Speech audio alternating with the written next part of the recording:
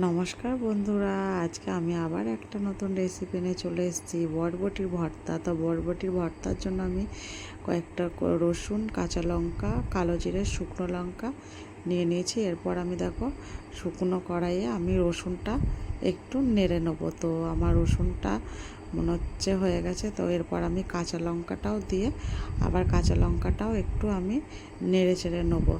এরপর আমি ওই যে শুকনো লঙ্কা আর কালো জিরে ওটাও আমি দিয়ে আবার একটু নেড়ে নেবো। তো এগুলা নেড়ে আমি নামিয়ে রেখে দেবো। তো তারপর আমি বটবটিটা পরে দেব। তো এগুলো আমার হয়ে গেছে। এরপর আমি দেখো আবার কড়াই বসিয়ে দিয়ে বটবটিটাও আমি দিয়ে বটবটিটাও আবার আমি একটু নেড়ে চেড়ে নেবো। তো তোমরা কি এইভাবে কেউ বটবটির ভর্তা করে খেয়ে দেখেছো কখনো? যদি না খেয়ে থাকো তো অবশ্যই এই রেসিপিটা বাড়িতে বানিয়ে খেয়ে দেখবে, খেতে খুব ভালো লাগে। আর এটা দিয়েই তোমার ভাত খাওয়া হয়ে যায়, আর কোনো কিছু সবজি টবজি কিছু মাছ মাংসও লাগবে না, এত সুন্দর খেতে ভালো লাগে। তো দেখো আমার সব ভাজা হয়ে গেছে। এরপর আমি শিলে বেটে নেব এগুলো। তো এটা আমি ভালোভাবে একটু মিহি করে বেটে নেব। আর যদি আমার এমনি বাটা না হয় তাও আমি অল্প একটু জল দিয়ে বেটেছি। আর আমি সাথে অল্প একটু লবণও দিয়ে দিলাম। লবণটা দিয়ে আমি এটাকে ভালোভাবে একটু হাত দিয়ে মেখে নেব।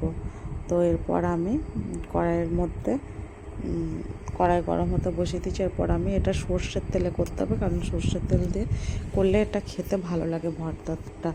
তো আমি দেখো তেল গরম হয়ে গেছে। এবার আমি ভর্তাটা দিয়ে ভালোভাবে একটু নেড়ে চেড়ে একদম যাতে শুকনো শুকনো হয়ে যায় ওরকম আমি করে নেবো। তো দেখো আমাকে এটা একটু ভালোভাবে অনেকক্ষণ ধরে নাড়াচাড়া করতেই হবে, কারণ মানে নাড়তেই হবে। না যদি না নাড়ো তোমরা তো নিচেই লেগে যাবে। তো সব সময় তোমাকে নেড়েই যেতে হবে। তো আমার ভর্তাটা দেখো রেডি হয়ে গেছে, কত সুন্দর লাগছে দেখতে। তো প্রায় আমার ভর্তা হয়ে গেছে, এবার আমি নামিয়ে নেবো। এদিকে আমার দেখো আজকে আমাদের এখানে সেই বৃষ্টিও হচ্ছে বাইরে। তো এই রেসিপিটা যদি কারো ভালো লাগে অবশ্যই লাইক শেয়ার কমেন্ট করবে সকল।